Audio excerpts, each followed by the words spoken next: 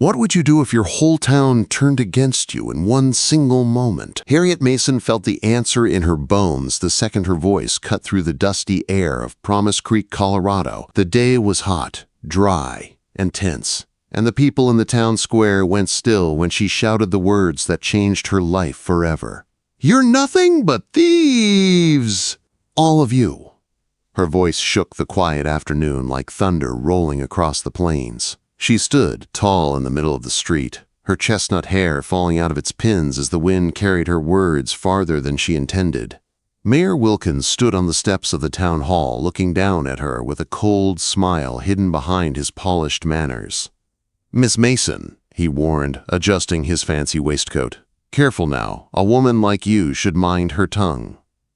Harriet didn't back down. She had her father's old leather satchel in her arms, stuffed full of the ledgers he died trying to publish. She lifted her chin, her heart pounding so hard she could feel it in her throat. "I won't be silent. You stole money meant for the school. You used your position to make yourself richer. My father found the proof, and now I have it." People murmured behind her. Some moved away from her like she was trouble.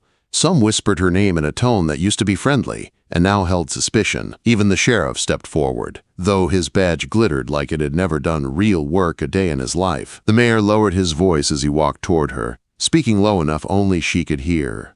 "Your father's grief made him see things that weren't there. Just like you." Harriet's stomach twisted. "My father wasn't crazy, he was right." The mayor's smile sharpened. "Truth is whatever I decide it is in Promise Creek." Someone in the crowd called out, "She's out of her mind like her father was." Another shouted, "Run her out!" The sound of voices turning against her hit Harriet harder than the heat of the sun. In the same town where she grew up, where she sold newspapers as a girl, where she walked every morning with her father, she now stood alone. Their eyes felt heavy on her, judging her, pushing her back. "Sheriff," the mayor said loudly, "take her in." A night in jail should settle her temper. The sheriff moved toward her. Harriet didn't wait. Before he could touch her, she turned on her heel and ran. She ran through the town square, her boots pounding against the dry earth, pushing past shocked faces and angry shouts. She heard the sheriff yelling behind her. She heard men running. She heard the thud of boots and the snort of horses being mounted. Promise Creek wasn't safe anymore. She tore down a narrow alley between the saloon and the general store, her heart racing like a runaway horse. The town ended quickly, giving way to a thin line of pine trees. She pushed into the woods without looking back. Branches scratched her arms. Her dress snagged on brush. Her lungs burned. All she knew was that she had to keep moving. If they caught her, the truth would die with her. Minutes felt like hours until the sounds behind her faded. Harriet leaned against a tall pine tree, trying to catch her breath. She hugged her father's satchel close, feeling the shape of the papers inside. Proof. His truth. Her truth. "I won't let them bury it," she whispered. But she also knew she had no plan.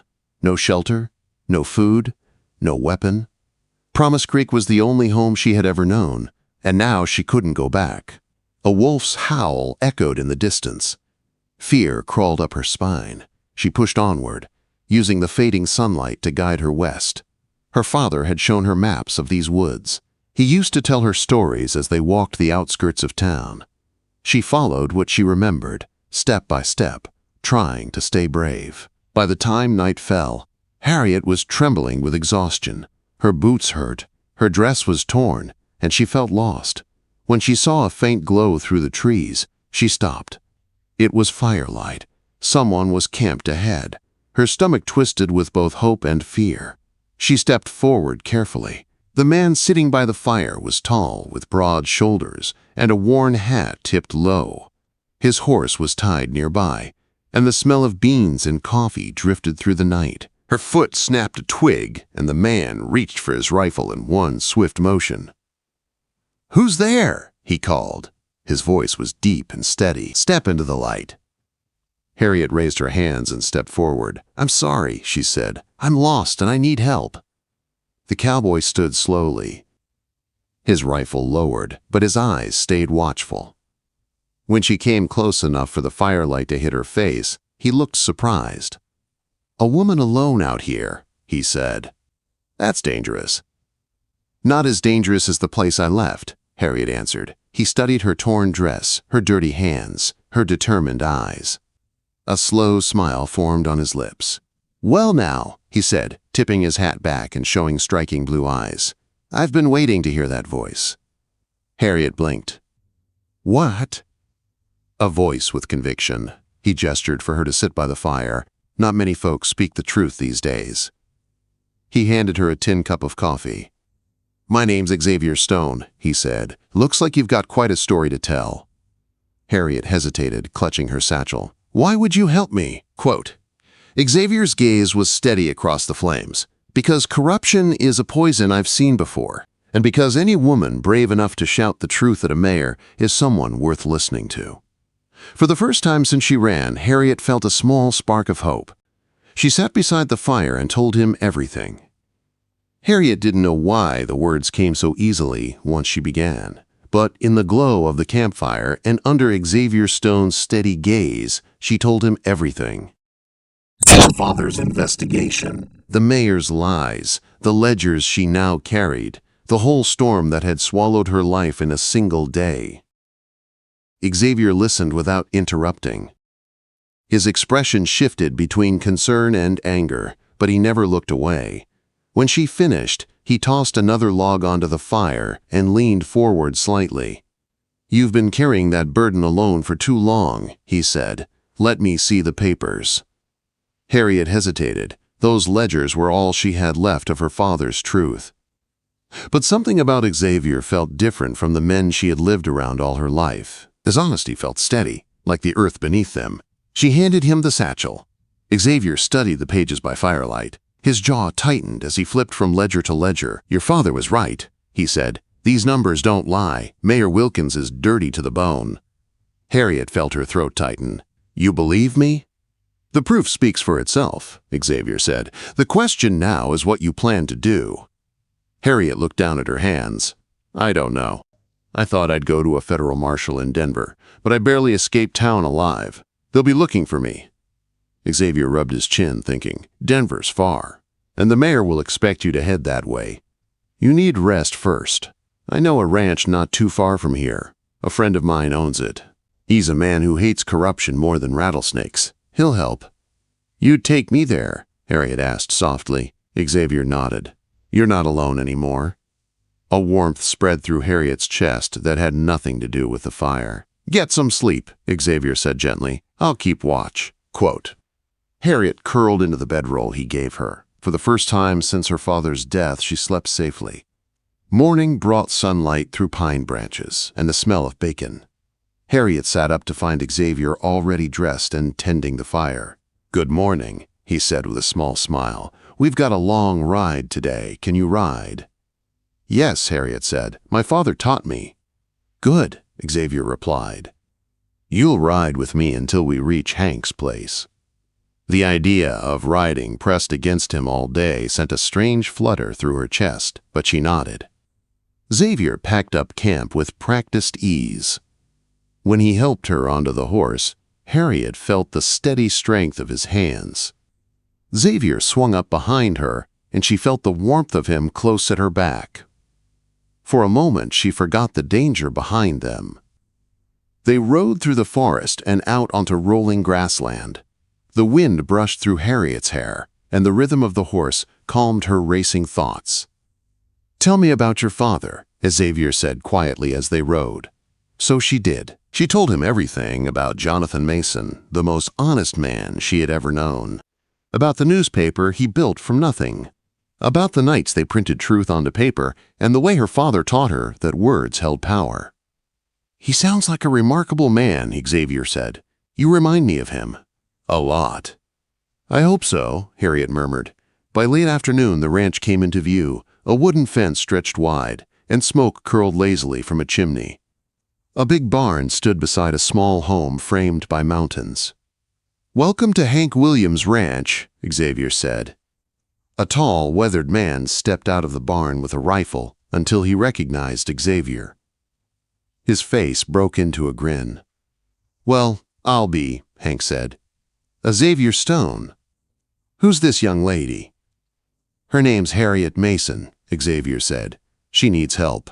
And I told her, "You're the man to ask." Hank's smile faded at the seriousness in Xavier's tone. "Then you both better come inside." Inside, the house was warm and welcoming, filled with sturdy furniture and a few gentle touches that made Harriet wonder who once lived here. Hank poured whiskey for the men and tea for Harriet as Xavier explained everything: her father's death, the mayor's corruption, the ledgers, her escape. Hank listened, his face growing grim. "I've heard Wilkins, name whispered in dealings no honest man touches," Hank said. "There's talk he's tied to the Sutton gang." Harriet stiffened. "The outlaws?" Hank nodded. "They've been robbing stagecoaches all over the territory. And nobody can catch them. They vanish too fast." "That matches what her father found," Xavier said. "Strange deposits in the mayor's accounts after each robbery." "That's blood money," Hank growled. "If you can prove it, the mayor will hang." "That's why I have to get to Denver," Harriet said. "Not yet," Xavier said. "The mayor won't fall easy. We need stronger proof." Hank tapped his fingers on the table. "Promise Creek's hosting a big poker tournament next Saturday. Rumors say every wealthy rancher around is invited. Sounds like more than a little gambling to me." "A perfect time for a robbery," Xavier said. "Everyone focused on the game, money all in one place." "And if we catch the Sutton gang making a move," Harriet added, "we catch the mayor with them." Xavier shook his head. "Too risky for you. You can't go back there." "This is my fight," Harriet said quietly. "I have to." Their eyes locked. Neither looked away. Hank cleared his throat. "Before you two argue all night, let me suggest something. My sister lives in Denver. She runs a dress shop for theater folks. She can disguise Harriet so well her own mother wouldn't know her." Harriet felt a spark of hope. "A disguise?" "And," Hank added, "she knows a gambler who can get you into that tournament." Xavier sighed, rubbing the back of his neck. "Fine, Denver it is. But Harriet," his voice softened, "no unnecessary risks. Promise me." Harriet held his gaze. "I promise to be careful. But I will see this through." The journey to Denver took 3 days. As they traveled, Harriet learned more about Xavier, his past as a Pinkerton, his brother's death at the hands of corruption, and his vow to fight it wherever he found it. And Xavier learned more about her, the girl who grew up in a newspaper office, who believed in truth enough to risk everything for it. By the time Denver appeared on the horizon, Harriet realized something she didn't say aloud. She trusted him. That night, after plans were made and Catherine embraced their cause, Harriet found Xavier standing on a balcony, staring at the city lights. "Have you changed your mind?" she asked. "About the plan?" "No," he said quietly. "About putting you in danger?" "Yes." "I can take care of myself." "I know," he said. "That's what scares me." She stepped closer. "You admired my courage when we first met." "Yes," he said, his voice low, "but now I know you, and the thought of losing you terrifies me." Her breath caught. "Xavier." He reached for her hand, holding it gently. "If things go wrong, Harriet, if there's danger, promise me you'll run." Quote, she wanted to argue, but saw the fear in his eyes. "I promise," she whispered. They stood so close their arms touched. Then Xavier lifted his hand to her cheek, brushing it lightly. "Harriet," he murmured, his voice full of something warm and unspoken. She leaned in without thinking. The balcony door opened. "There you two are," Catherine called. "Jeremiah needs details about tomorrow." Xavier stepped back, but his eyes stayed on Harriet. "We'll finish this later," he said softly. Harriet nodded, her heart pounding. Together they walked inside, knowing tomorrow would change everything. Harriet returned to Promise Creek, disguised as Alina Montero, a wealthy widow from San Francisco with a taste for high-stakes games. Her black wig sat neatly over pinned hair, and the deep emerald gown Catherine crafted made her unrecognizable. Even she barely recognized herself in the mirror. But her heart pounded all the same when she stepped into the Golden Nugget Saloon. The last time she walked these streets, the town chased her out with shouts. Now she entered through the front doors like a woman of status, her chin lifted, her gloved hands steady. Xavier stood near the card tables, dressed in the fine suit of a gambler's security man. When Harriet entered, he looked at her for only a moment, keeping his expression professional. But she saw it, the brief spark of pride in his eyes. The tournament started with 20 players. Jeremiah Blackwood played skillfully, blending in among wealthy ranchers, outlaws pretending to be ranchers, and curious visitors with more money than sense. Xavier stayed close to him, appearing calm but alert. Harriet drifted among the spectators, her voice soft and accented, her posture elegant. She made small bets. She listened. She watched. By evening, suspicious things began to surface. Harriet saw the sheriff speaking nervously to a man she didn't recognize, a man whose eyes were too sharp, too dangerous.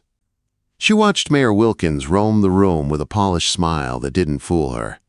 He'd look at the poker table, then at the doors, then at the corners of the room as if ensuring all his pieces were in place. When Harriet shared what she saw with Xavier during a brief moment near the bar, he nodded slightly. "It's lining up exactly like we thought," he murmured. "We wait for the move." Day 2 came. The stakes grew higher. More players were eliminated. Harriet's nerves were tight as wire, but her disguise held. She played her role well enough that even townsfolk who once passed her on the street didn't lift an eyebrow. Then she received the invitation. A handwritten note delivered to her room. Dinner with the mayor. His home. Tonight. Harriet's stomach knotted. It could be a trap. Or it could be the chance they needed. She accepted. Xavier wasn't happy. "It's too dangerous," he warned when she told him.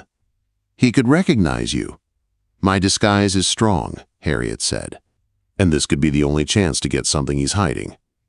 "If anything feels wrong," Xavier said quietly, "leave immediately."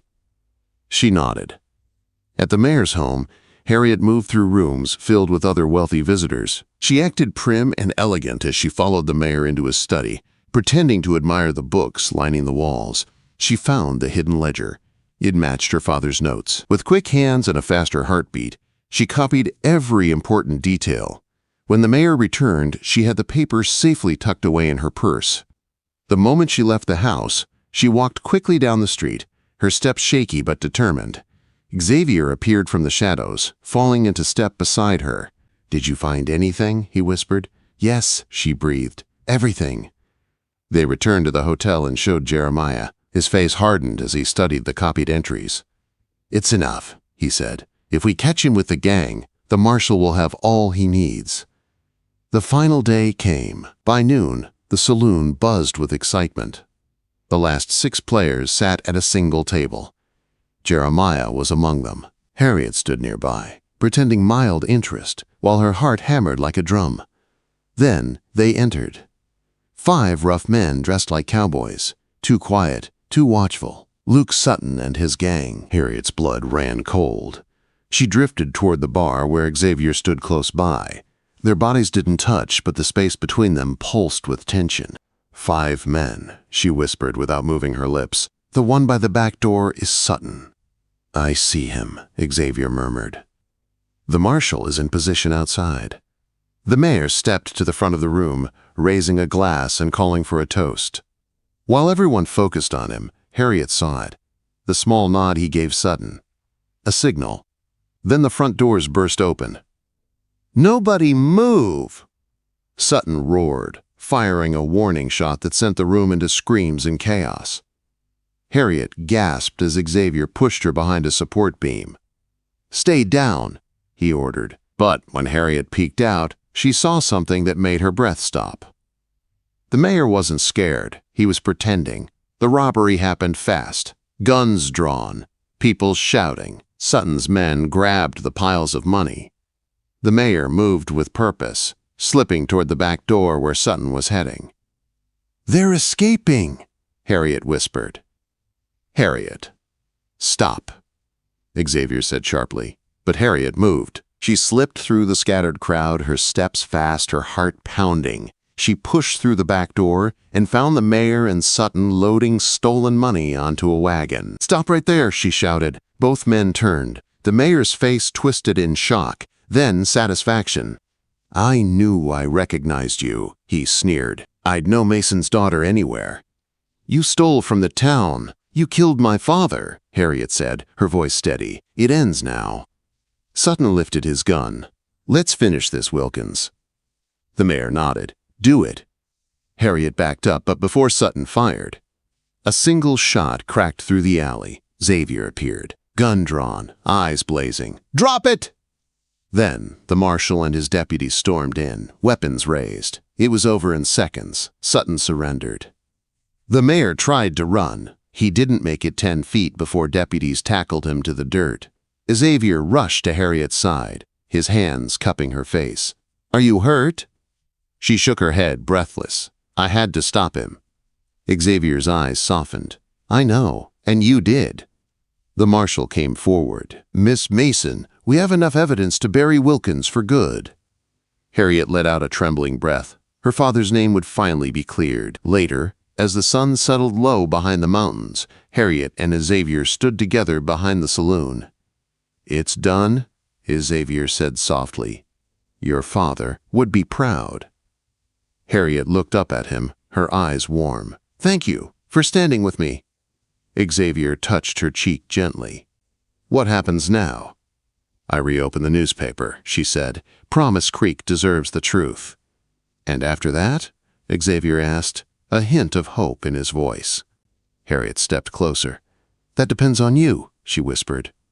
Xavier pulled her into his arms and kissed her, slow and sure, like a promise. "I'm not going anywhere. Not now. Not ever." Months later, Promise Creek changed for the better. Harriet reopened the Gazette.